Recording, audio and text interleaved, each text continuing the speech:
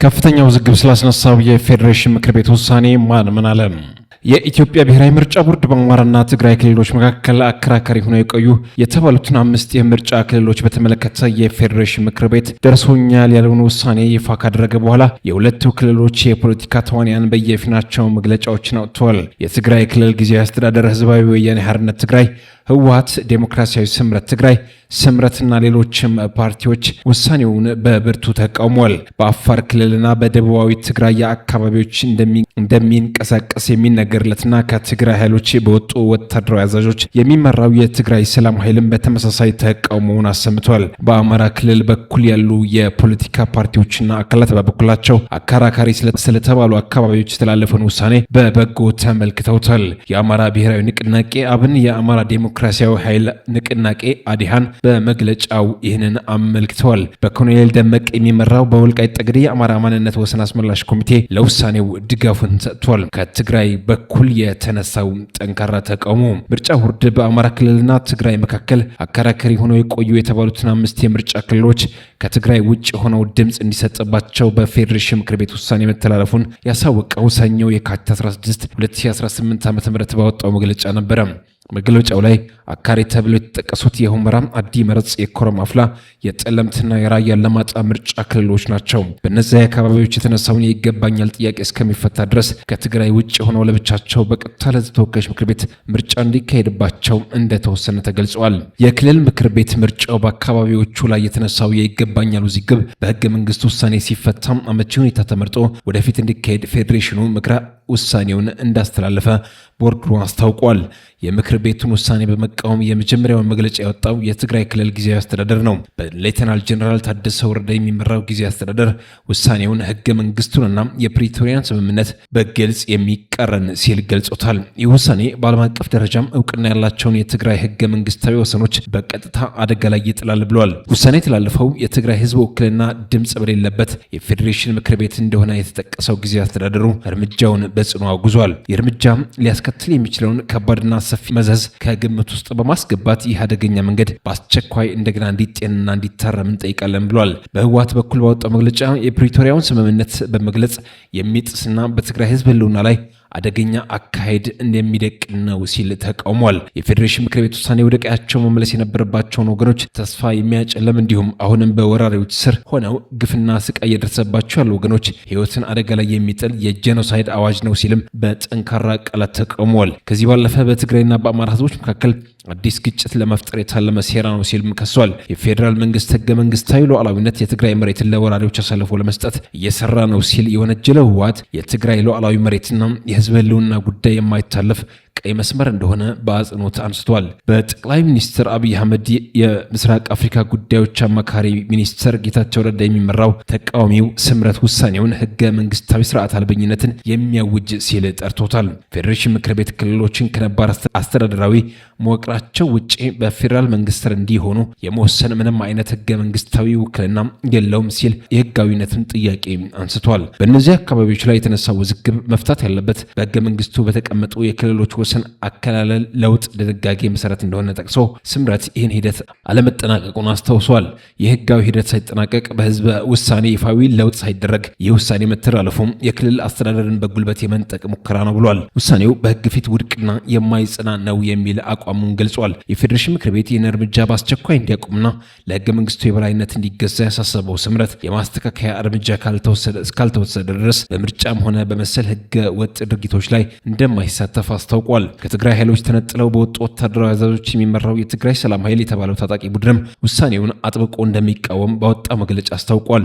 የታጣቂ ቡድኑ ወታደራዊ ምክር ቤት ያወጣው ይህ መግለጫ እንድንታገል ምክንያት ከሆኑን ወሳኝና ከምንም በላይ ቦታ ከምንሰጣቸው ጉዳዮች አንዱ የተጋሩ ህልውና ነው ብሏል። የህልውና ጉዳይ ያለ ርስት ባለቤትነትና የሉዓላዊነት የግዛት አንድነት በፍጹም ሊረጋገጥ አይችልም የሚል እምነት እንዳለውም አክሏል። ቡድኑ የትግራይ ርስትና ሉዓላዊነት ህገ መንግስታዊ ግዛቶች ሲል በጠራቸው በእነዚህ አካባቢዎች ላይ ውሳኔ የተላለፈው የተጋሩ ውሳኔና በሌላው የፌዴሬሽን ምክር ቤት ነው ሲልም በመግለጫው ላይ አስፍሯል። ይህ ውሳኔ ህገ መንግስቱና የፕሪቶሪያውን ስምምነት ውል በመጣስ ፌዴሬሽኑም ሆነ ቀጠናውን ወደ ፍጹም አደጋ እንደሚያስገባው አስገንዝቧል።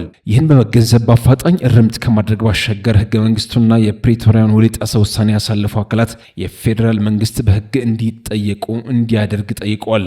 የሉዓላዊነት ግዛታዊ አንድነት ጉዳይ ቀይ መስመር መሆኑን የገለጸው ቡድኑ ተጋሩ የትም ብንሆን በህልውናችንና በርስታችን በፍጹም ልዩነት ሊኖረን አይገባም ብሏል። ሌላኛው ተቃዋሚ ፓርቲ ሳልሳይ ወያኔ ትግራይም በተመሳሳይ ውሳኔውን የትግራይን ህልውናና ግዛታዊ አንድነት አደጋ ላይ የሚጥል ህገ መንግስቱንና የፕሪቶሪያን ስምምነት የሚጥስ እንዲሁም ወረራን የሚያበረታታ በማለት ተቃውሟል። ፓርቲው የትግራይ ህዝብ በተጨባጭ በማይወክላቸው ፌዴራል ተቋማት የመነጨ ሲል የጠራው ይህ ውሳኔ ምንም አይነት ህጋዊም ሆነ የሞራል ተቀባይነት እንደሌለው በመግለጫው አስፍሯል። ውሳኔው በአስቸኳይ እንዲሻርና አምስቱ የምርጫ ክልሎች በትግራይ ህገ መንግስታዊ ግዛት ውስጥ እንዲደረጉ አሳስቧል። ብሔራዊ ባይቶና አባይ ትግራይ ባይቶና ደግሞ ለዓለም አቀፉ ማህበረሰብ በጻፈው ግልጽ ደብዳቤ ውሳኔው የፌዴራልና የክልል ግንኙነትን እንዲሁም የአስተዳደር ስልጣን በተመለከተ ከተቀመጡ ህገ መንግስቱ ድንጋጌዎች ጋር ያልተጣጣመ ነው ብሏል። ውጥረቱን በመቀነስና ሁሉን አቀፍ ውይይት በአስቸኳይ በሚያስፈልግበት በዚህ ጊዜ ይህ ውሳኔ መተላለፉ ለወታደራዊ እንቅስቃሴ መጨመርና ለፖለቲካዊ ውጥረት መባባስ አስተዋጽኦ ሊያደርግ ይችላል ሲል አስጠንቅቋል። ውድብ ናጽነት ትግራይ፣ አረና ትግራይ ለዲሞክራሲ ሉዓላዊነት፣ ትንሣኤ፣ ሰብአ እንደርታ እንዲሁም ውድብ ወለደው ትግራይ ውሳኔውን በመቃወም መግለጫ የወጡ ሌሎች የትግራይ ፖለቲካ ፓርቲዎች ናቸው። የአማራ ክልል ፓርቲዎች ድጋፍ ምርጫ ቦርድ ይፋ ያደረገው የፌዴሬሽን ምክር ቤት ውሳኔ ያስተናገደው ተቃውሞዎች አይደለም። ተቃዋሚው ፓርቲ አብን ባወጣው አስቸኳይ የአስፈጻሚ ኮሚቴ ስብሰባ መግለጫ ውሳኔውን እንደሚያከብር አስታውቋል። ፓርቲው የፌዴሬሽን ምክር ቤት ውሳኔ የሚያከብረው ከፕሪቶሪያ ስምምነት መንፈስ አንጻር እንደሆነ እንዲሁም መንግስት ከአገራዊ ሁኔታዎች አንጻር የሚያስተላልፋቸው ውሳኔዎች ሙሉ በሙሉ እንደማይመቹት በመግለጫው ጠቅሷል። ችግር ፈጣሪዎች የሚደመጡበት የህዝብ ድምፅ ግን የሚታነቅበት ሁኔታ ከእንግዲህ እንዲቀጥል አንፈቅድም ሲል አቋሙን ገልጿል። ይገባኛል ጥያቄዎች በሚነሱባቸው በእነዚህ አካባቢዎች ከህዝብ ተወካዮች ምክር ቤት በተጨማሪ ለክልሉ ምክር ቤት ጭምር ምርጫ መካሄድ እንዳለበት አሳስቧል። ይህን በማድረግ በባህል በስነልቦናና በማንነት ከሚመስለው እና ባለበት አስተዳደር ወሰን ማለትም በአማራ ክልል ምክር ቤት ጭምር ተሳትፎ እንዲኖረው ማድረግ እንደሚገባ ገልጿል። እንደ አብን ገለጻ አካባቢዎቹ በአማራ ክልል ምክር ቤት ውክልና እንዲኖራቸው ለማድረግ ሲባል የሚነሳውን የይገባኛል ጥያቄ ዘላቂ መፍትሄ እንዲያገኝ ድረስ ህገ መንግስታዊ ገደብ ዘለልና ልዩ ፖለቲካዊ ውሳኔ መተላለፍ አለበት ሲል አስታውሷል። የህዝባችን ጥያቄ የጥፋት ኃይሎችን ለማባበል ወይም ለመሸንገል ሊውል እንደማይገባ በጥብቅ እናሳስባለን ሲልም ፓርቲው አቋሙን ገልጸዋል። ሌላው ተቃዋሚ ፓርቲ አማራ ዴሞክራሲያዊ ኃይል ንቅናቄ አዲሃን በበኩሉም የህዝባችን የማንነት ትግል እውቅና የሰጠ ሲሉ ውሳኔውን አድንቀዋል። ዴሞክራሲያዊ መብት መከበር ማሳያ አድርጎ እንደሚወሰድም በመግለጫው አስታውቋል።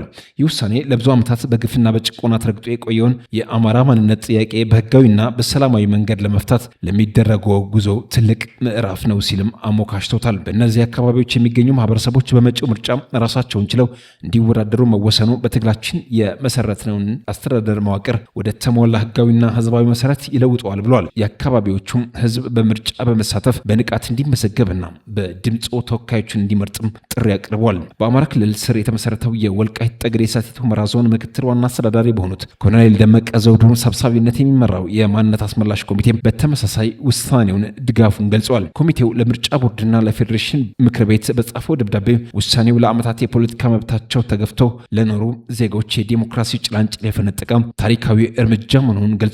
ኮሚቴው የሚያቀነቅነውን የማንነት ጥያቄ ለመፍታት እንደ አንድ እርምጃ እንደሚቆጥረው ማስታውቋል። ይሁን እንጂ ይህን ምርጫ ለማስፈጸም የመንግስት ጥበቃና የምርጫ ቦርድ ገለልተኝነት አፈጻጸም አስፈላጊ እንደሆነ ገልጿል።